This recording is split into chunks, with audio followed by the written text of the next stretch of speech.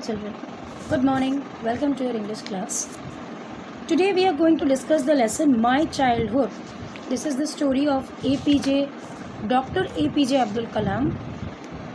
This is an extract or a part of the story which is taken from a book, Wings of Fire. So, we all know who was APJ Abdul Kalam. He was the former president of India.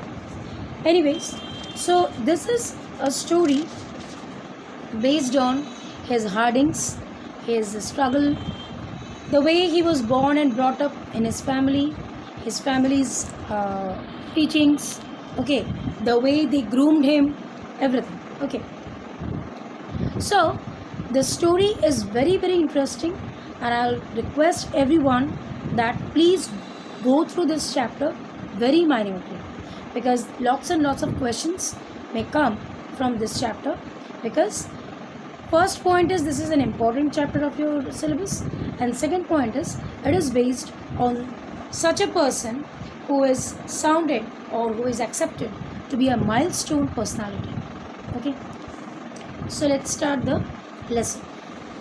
I, obviously APJ Abdul Kalam, I was born into a middle class Tamil family in the island town of Rameshwaram in the erstwhile Madras state.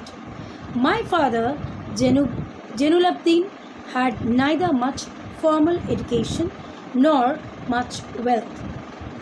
Despite these disadvantages, he possessed a great innate wisdom and a true generosity of spirit. He had an ideal helpmate in my mother, Ashiamma.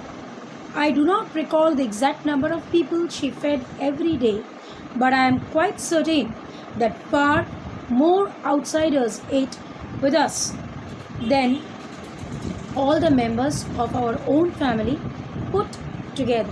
That means, from the very beginning of the story, this is absolutely and transparently clear to all of us that APJ Abdul Kalam belonged from a Tamil family. Okay, so basically he was South Indian, and his family was a very not very well established but a needful family. His father was very honest, his father was very clear, transparent, and he could never thought of ditching anyone or hurting anyone, right? His mother, he fed, made people eat. Fed had come is the past tense of feeding. Feeding means when you give someone or something to eat. So Abdul Kalam can easily remember that the members in the family were not so much than the outsiders who used to come to their family and have their food over there. I was one of many children, a short boy with rather undistinguished looks, born to tall and handsome parents. We lived in our ancestral house, which was built in the middle of the 19th century. It was a fairly large Pakka house made of limestone and brick. On the Mosque Street in Rameshwaram, my austere father used to avoid all inessential comforts and luxuries. However, all necessities were provided for in terms of food, medicine or clothes. In fact, I would say mine was a very secure childhood, both materially and emotionally. So this paragraph states that he was among many children, and his parents were quite tall, because from his line it is clearly understood that his parents or guardians were quite tall enough. That's why he has mentioned born to tall and handsome parents, and they were very good looking too. So they used to live in a Pakka house, permanent house you can say, and there were inessential comforts, inessential luxuries, means the thing which is not actually required. Okay, like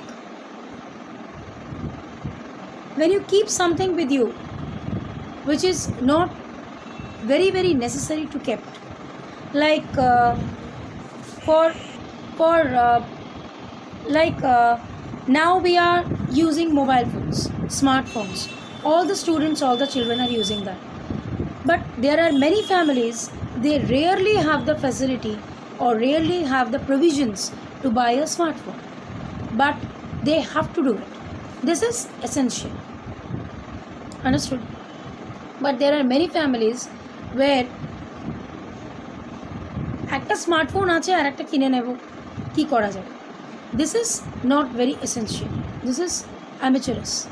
When you are having choice, may be done, may not be done.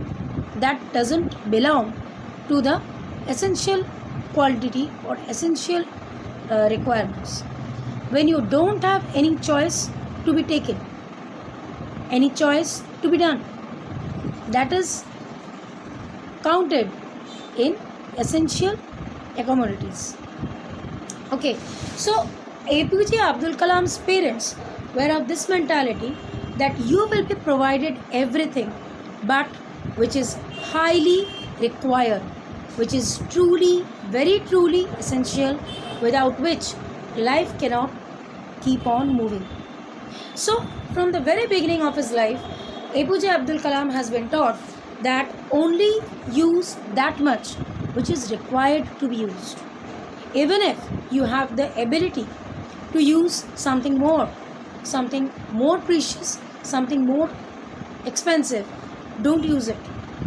Once you get yourself used to by using unwanted things in your life, that will become an addiction.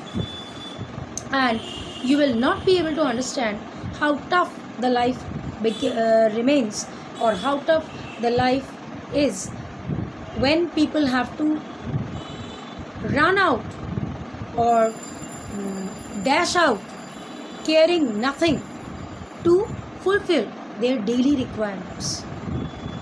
बोलते हैं ना कि अगर तुम्हें तकलीफ से कोई चीज़ मिले, अगर बहुत शिद्दत से तुमसे किसी चीज़ को पाओ, तो तुम्हें उस चीज़ की अहमियत का पता चलता है.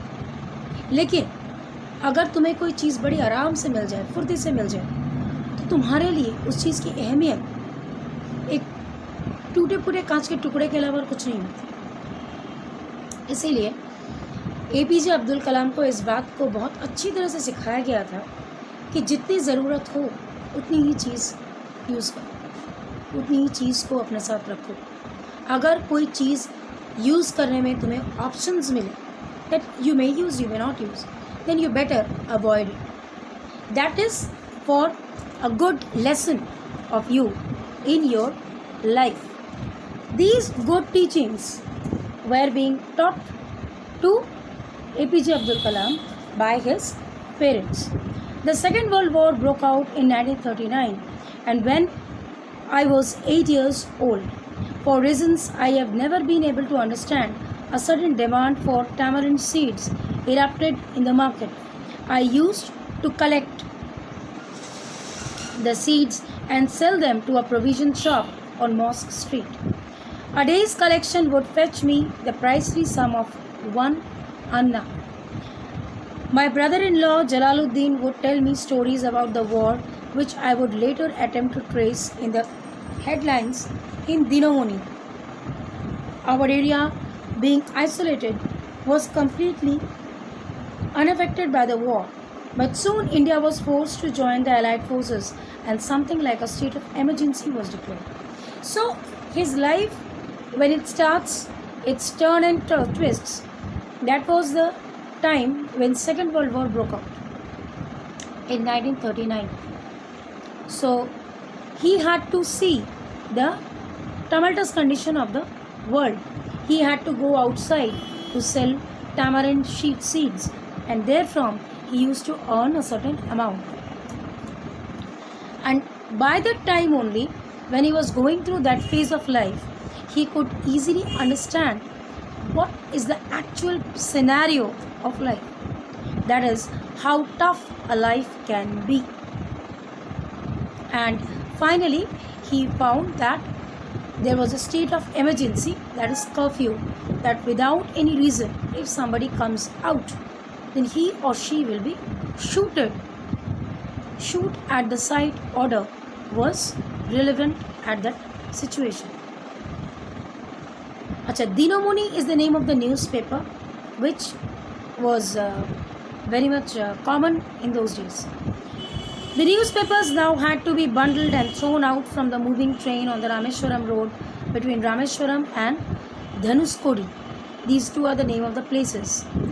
That forced my cousin Samsuddin, who distributed newspapers in Rameshwaram, to look for a helping hand to catch the bundles, and as if naturally, I filled the slot. Samsuddin helped me to earn my first wage. Half a century later, I can still feel the surge of pride in earning my own money for the first time. So Samsuddin was his cousin. So all of them were struggling hard to sustain their life, and Samsuddin used to do the job of distributing newspapers, and there he wanted someone as a helping hand. So Abdul Kalam was there. He went out to him and said that I'll be the person who will help you. And that was his first job, his life's first job. And there he started earning amount. So you can very easily feel or understand how a person becomes emotional when he or she earns his first earning. पहली तनख्वाह जब किसी को मिलती है तो उसके दिल में क्या होता है ये तुम लोग समझ सकते हो. इतनी उम्र तो हो चुकी है तुम लोगों की, और अच्छी तरह से समझोगे. When you will earn your first wage, जिस दिन ज़िंदगी में पहली बार यू विल अर्न समथिंग ना, then you will understand how it feels. So Abdul Kalam was very emotional, became very emotional rather, when he earned his first wage, his first earning of life by distributing the newspaper. Let us stop till here. This is your first class with my childhood. I'll continue the chapter in my next class. Till then, go through this part very elaborately and try to understand each and every corner of the story. Okay? Till then, stay healthy, stay tuned. I'll be back with you very soon.